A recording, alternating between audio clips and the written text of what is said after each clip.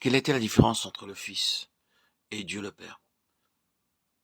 Il avait une âme. Il était un homme disposant d'une volonté qui pouvait l'influencer.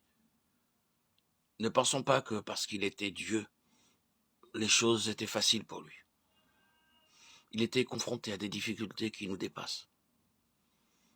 Quand il a été dans le jardin de Gethsémane, il a été confronté à un combat contre tout un royaume qui s'est levé contre lui et tendait à le pousser à agir par lui-même. Renoncer à soi-même, se charger de sa croix et le suivre s'adresse à tout le peuple de Dieu.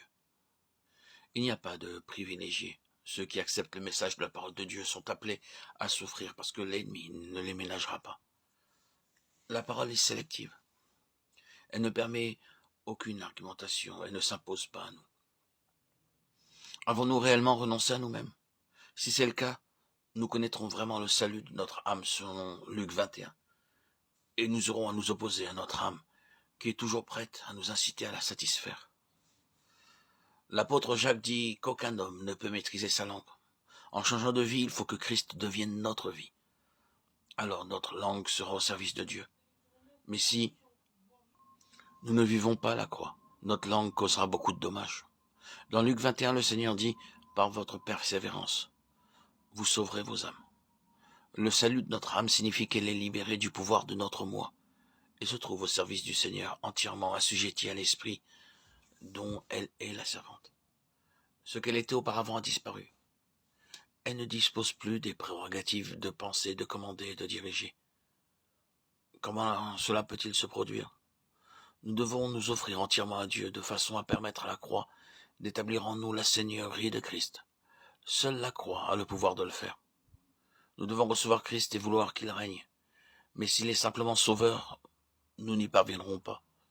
Il doit être Seigneur, disposant d'une entière liberté pour agir en nous. Pour que nous soyons dans les réalités pratiques de ces versets 34 et 35, nous devons nous tenir sur la base de notre position en Christ.